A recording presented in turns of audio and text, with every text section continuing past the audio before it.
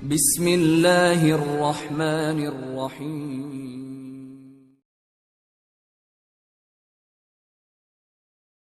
Teman-teman yang dirahmati Allah Subhanahu wa taala, itulah salah satu paragraf di dalam Al-Qur'an yang menjelaskan tentang fiqhul masyair, fikih perasaan. Bahwa Allah Subhanahu wa taala menjelaskan manusia itu secara jiwa atau perasaannya, lebih tepatnya mental atau perasaannya itu pada dasarnya labil. Allah menggambarkan labil ini dengan istilah halua. Dia tuh mudah sekali berubah dan mudah sekali terguncang. Ketika dia dikasih kesusahan, dia menjadi berputus asa, berkeluh kesah, melemah, dan ketika diberikan nikmat, dia menjadi orang yang lupa diri, kikir, sombong, angkuh, dan sebagainya. Itulah sifat dari mental manusia yang labil, yang halua kalau dalam bahasa surat Al-Ma'arij. Kalau dalam bahasa surat An-Nisa itu diistilahkan dengan muzabzabina baina dzalik, terombang-ambing, nggak stabil gitu. Kita bisa rasain sendirilah gimana mudahnya mental kita drop. Kadang-kadang pemicunya kecil, sederhana, tapi langsung tersulut, akhirnya terbakar. Hanya gara-gara orang klakson, kita jadi marah. Hanya gara-gara orang salah belok, kita jadi marah. Hanya gara-gara orang telat jalan ketika lampu hijau, kita jadi marah. Hanya gara-gara orang ngedim pakai lampu sorot, kita marah. Dan marahnya kita kadang-kadang yang rugi bukan orang itu, bukan orang lain. Yang rugi diri kita sendiri dan orang-orang yang semobil dengan kita di jalan. Di rumah juga kayak gitu. Kita sering marah itu dengan pemicu-pemicu yang kecil. Hanya gara-gara pasangan kita wajahnya mungkin lagi nggak terlalu ceria, kita jadi bete. Hanya gara-gara mungkin anak kita bangun tengah malam, kita jadi bete. Anak kita rewel, kita jadi bete. Salah ngomong seorang pasangan, kita jadi bete. Itu yang disebut dengan jazua, halua, mudah sekali untuk drop, mudah sekali untuk bete, mudah sekali untuk kepancing, mudah sekali untuk marah, mudah sekali untuk apalagi tersinggung, sakit hati, baper, dan seterusnya. Itulah yang disebut dengan halua, jazua, berkeluh kesah. Di sosmed apalagi? Namanya orang, followers. Saya posting tilawah Al-Quran aja ada yang dislike. Padahal yang diposting itu bukan konten-konten yang kontroversi, bukan. Tilawah Al-Quran. Ya mungkin dia dislike karena menurut dia saya ada yang salah baca mungkin, atau ada yang gak fasih tajwidnya, Allahu a'lam. Tapi ya itu kadang-kadang bikin kita ngerasa kayak sedih gitu. Itulah sifat dari mental manusia. Mudah banget kepancing, mudah banget terluka, mudah banget kegores. Sampai para ulama mengatakan hati kita itu kadang-kadang lebih rentan daripada kaca. Jadi kalau kaca aja kemana-mana, kita kalau bawa itu selalu dikasih stiker fragile. Karena kita hati-hati menjaga kaca-kaca yang mudah pecah itu, maka hati kita lebih rentan dari itu, lebih fragile dari itu. Nah, fragile ini salah satu maknanya adalah jazua atau halua. Inilah sifat mental kita, masyair kita. Dan semua orang mengalami itu, apalagi kita yang manusia biasa, pasti sering kayak gitu. Kadang-kadang kita kayak suka sedih ya. Kok saya jadi lemah gini ya? Kok saya jadi baperan banget sih? Kok saya gampang malah kepancing sih? Pas sudah sadar kita jadi sedih. Pengen berubah tapi susah. Dan semua perasaan-perasaan yang gak normal ini, yang gak stabil ini akan merusak hubungan kita dengan orang-orang yang kita cintai. Makanya fikih masyair itu penting, fikih perasaan itu penting. labilnya kita membuat hubungan kita dalam pekerjaan dengan partner kita, dengan teman-teman kita itu jadi nggak mudah. Jadi kondisi halu'a dan jazu'a mental kita itu sebetulnya masalah yang membuat hidup kita nggak nyaman. Bersosial media nggak nyaman, di grup nggak nyaman, di rumah nggak nyaman, di jalan nggak nyaman, berteman nggak nyaman, punya keluarga nggak nyaman, dengan mertua nggak nyaman, dengan orang tua sendiri nggak nyaman, dengan siapapun nggak nyaman, karena memang hati dan mental kita itu halu'a, jazu'a, kurang woles, kurang easy going. Innal insan khuliqa halu'a, idza massahu syarr jazu'a, wa idza massahu khair manu'a. Jadi poin pertama kita dari paragraf Al-Ma'arij itu adalah mental dan perasaan kita itu dasarnya labil. Hati kita itu labil. Kita tuh labil, pasangan kita labil, anak kita labil, orang tua kita labil. Semua manusia yang kita kenal itu labil. Semua kita tuh halu'a, jazu'a, manu'a, semuanya sama. Jadi kita hidup di antara kelabilan-kelabilan perasaan dan hati manusia. Yang hari ini dia sayang sama kita, besok dia bisa bete dan benci sama kita. Yang hari ini dia ngebelain kita, besok dia bisa nyerang kita. Yang hari ini dia memuji kita, besok dia bisa mencela kita loh. Itulah manusia. Kadang-kadang orang yang mencela kita itu kita sampai nggak nyangka gitu. Orang yang kita anggap kayaknya baik-baik aja, kita nggak ada masalah pribadi dengan dia, malah kita ngerasa udah baik sama dia, kita udah ngerasa udah banyak bantu dia, tapi tiba-tiba di belakang dia yang nyerang kita, dia yang menjelek-jelekan kita, dia yang memfitnah kita. Itulah manusia. Jadi jangan heran kalau kita ngalamin itu ketika kita bergaul. Kalau kita masih heran pas ngalamin itu, berarti kita kayak naif. Kita pikir kita hidup di antara malaikat. Enggak, kita hidup di antara manusia. Dan kita bagian salah satu di antara itu. Kita juga pernah banget lah ngecewain orang. Nggak tepat janji pernah. Bahkan ingkar janji pernah. Kalau nggak tepat janji meleset. Kalau ingkar janji, ya sengaja aja nggak mau menunaikan janji. Marah-marah pernah, mencela pernah, apalagi menghina pernah. Banyak kok kekecewaan yang pernah kita lakuin kepada orang lain. Jadi jangan heran kalau dalam kehidupan yang labil ini kita melihat seseorang berubah dengan cepat. Itu jangan heran. Toh kita juga kayak gitu. Makanya karena Allah tahu kita diciptakan dalam kondisi mental, perasaan dan hatinya itu labil, gampang terbolak-balik, dari yang benci jadi cinta atau dari cinta jadi benci, itu terjadi di mana-mana. Maka Allah Subhanahu wa taala memberi kita nasihat di dalam surat Al-Ma'arij. Karena Al-Qur'an itu adalah tazkiyatun nafs, obat bagi jiwa, syifa'un lima fis sudur, obat penyembuh bagi penyakit-penyakit yang ada di dalam dada, penyakit hati, penyakit perasaan. Al-Quran adalah penyembuhnya. Bukan hanya dawa, tetapi syifa. Kalau dawa itu obat, kalau syifa itu penyembuh. Kalau dawa, obat belum tentu sembuh. Kalau syifa, Allah menjamin akan sembuh. Kalau kita benar-benar memahami dan mengamalkan Al-Quran. Gimana cara memahami dan mengamalkan Al-Quran sementara membaca aja nggak ngerti?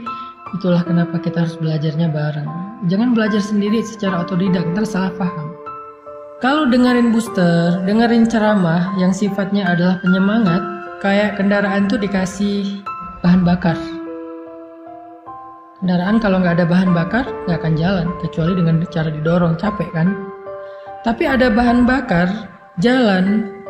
Kalau nggak punya setir, nggak punya lampu, itu bisa masuk jurang, bisa masuk selokan, bisa kecelakaan. Nah, belajar secara serius kepada ustadz, guru, ulama itu sama seperti kita menyalakan lampu mobil dan pakai setir. Sehingga kalau jalannya gelap, jalannya belok-belok, kita tetap bisa on the track. Maka booster adalah spirit yang menyemangati kita dalam beramal soleh. Tapi ilmu yang kita belajar seminggu 2 kali dengan live kayak gini adalah lentera. Lentera yang kita bawa untuk menjadi penunjuk jalan, biar kita nggak salah jalan. Kalau kita udah tahu jalannya, booster yang ngedorong kita untuk bergerak. Dua-duanya penting. Jadi Al-Quran, dengan kita belajar serius seperti sekarang, walaupun saya berusaha sebisa saya menggunakan bahasa yang gampang, yang mudah, yang sederhana, tapi kontennya tetap substansial loh, tetap bedah Al-Quran. Cuman dengan bahasa sederhana yang saya mampu, sesuai dengan bahasa sederhana ketika saya lagi nongkrong bareng dengan teman. Saya nggak mau bahasanya kayak bahasa mimbar banget, bahasa pesantren banget, bahasa kampus banget. Mungkin teman-teman bakal ngerasa kayak berat banget sih pembahasannya. Tapi kalau gini kan kita kayak lagi ngobrol di tongkrongan kita. Tapi pembahasannya Al-Quran. Kayak gini kita belajar. Supaya apa? Supaya dapat lentera, dapat petunjuk, dapat cahaya dalam berjalan di dalam kehidupan kita. Nah, Allah Subhanahu wa Ta'ala menjadikan Al-Quran itu sebagai petunjuk. Hudan lil muttaqin, hudan lin nas wa bayyinatin minal huda wal furqan. Al-Quran itu petunjuk. Dan ketika kita pengen mengambil petunjuk Al-Quran, caranya gak cukup baca sendiri. Kita harus membedahnya dengan tafsir, tadabbur, tafakkur, dan seterusnya. Bersama seorang guru. Malam ini kita belajar seperti malam-malam yang udah lalu tentang petunjuk perasaan. Gimana cara mengatur perasaan kita biar hidup kita nyaman. Karena kenyamanan hidup diawali dari dalam diri kita, bukan dari faktor fasilitas yang ada di luar kita. Ada orang yang bahagia walaupun hidupnya sederhana. Ada orang yang sengsara, sedih, mengeluh walaupun dia hidup dalam istana. Kasihan gak tuh orang hidup dalam istana tapi mengeluh. Orang hidup di gubuk sederhana tapi dia bahagia. Karena orang lupa kebahagiaan itu sumbernya ada di sini. Bukan di rumahnya seperti apa, mobilnya kayak gimana. Buat saya, ternyata bahagia itu sumbernya bukan di dalam fasilitas hidup, tetapi di dalam hati kita. Selama hati kita bisa dibahagiakan, maka kita akan merasa cukup dengan apapun. Jadi, kalau pengen bahagia teman-teman, yang pertama harus kita rawat itu adalah hati dan perasaan kita. Bukan tubuh kita. Tubuh kita perlu dirawat, iya banget. Tapi itu bukan yang paling utama. Itu perlu, tapi ada yang lebih perlu. Kalau pengen hidup bahagia itu, belajarlah merawat hati dan perasaan kita, jiwa dan mental kita. Dan gimana cara ngerawat hati dan perasaan, jiwa dan mental kita? Bukan dengan skincare, bukan dengan kendaraan baru, bukan dengan aksesoris, bukan dengan fasilitas hidup. Jiwa dan perasaan kita itu dirawat dengan iman, memperbaharui ini. Bukan dengan jalan-jalan, Ustaz. Bisa, tetapi enggak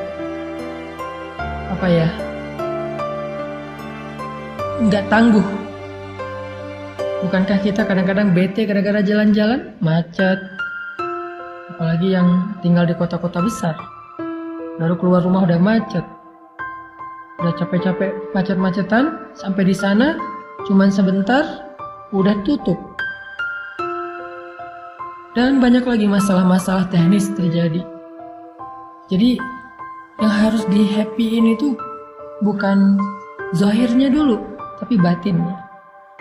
Dan sumber kebahagiaan batin itu kalau kita pengen belajar, apalagi setelah hidup kita rumit seperti sekarang setelah kita dewasa. Kalau anak kecil mungkin lebih gampang happy lah ya, hidupnya gak rumit.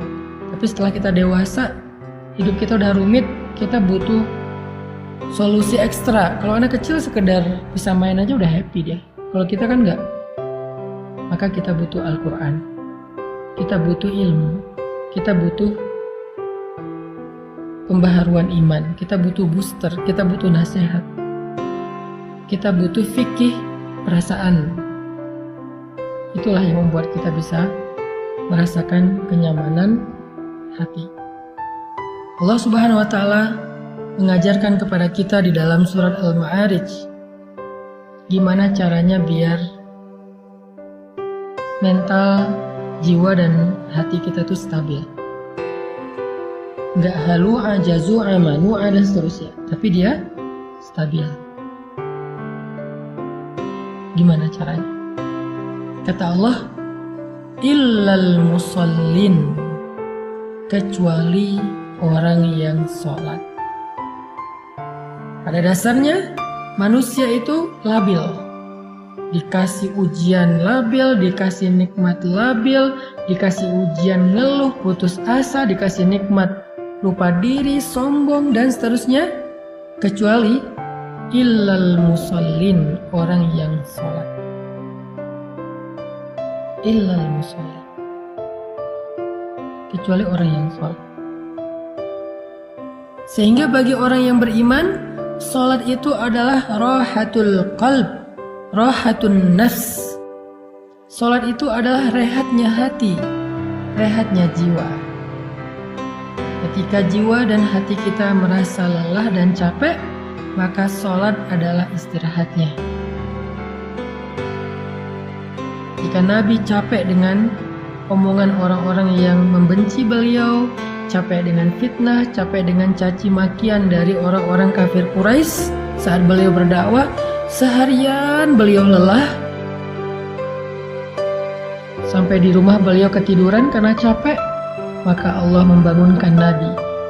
Nabi tidur untuk istirahat fisik, istirahat badan, beliau tidur. Nah, kalau badan kita udah capek, kita tidur. Itu istirahat badan, istirahat zahir, fisik. Tapi Nabi belum istirahat batin. Karena walaupun tidur, hatinya masih sedih. Walaupun tidur, hatinya masih kecewa, masih marah. Makanya dalam keadaan tidur itu Allah membangunkan Nabi.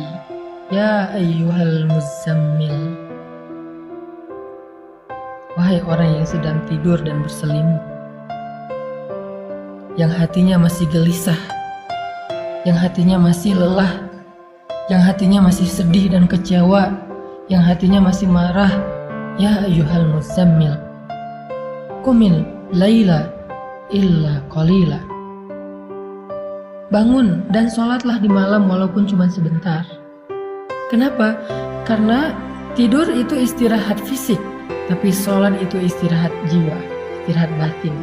Sehingga kalau batin dan jiwa kita merasa lelah, capek, lemah, kecewa, marah, labil dan seterusnya, dia butuh istirahat, dia butuh hiburan, dan hiburannya as-sholah. Di surat Al-Ma'arij Allah bilang, obat jiwa itu adalah illal musallin, kecuali orang yang sholat.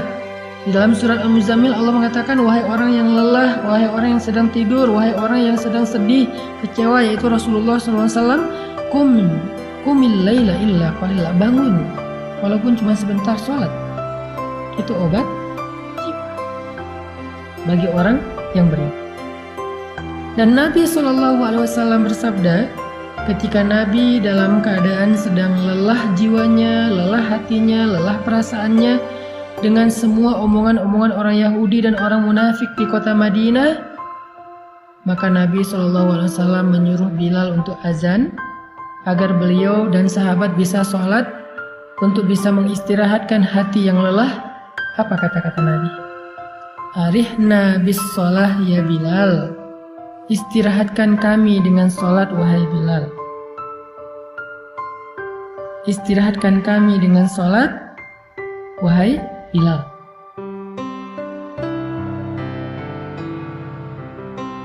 Nabi nggak mengatakan wahai Bilal azan, nggak. Nabi bilang, istirahatkan kami dengan sholat wahai Bilal. Maksudnya apa? Jiwa kami capek, hati kami lelah, perasaan kami terganggu, mental kami sedang lemah. Maka istirahatkanlah jiwa, mental, perasaan dan hati kami wahai Bilal dengan sholat. Azan maksudnya. Dan Bilal faham, sehingga akhirnya Bilal wudhu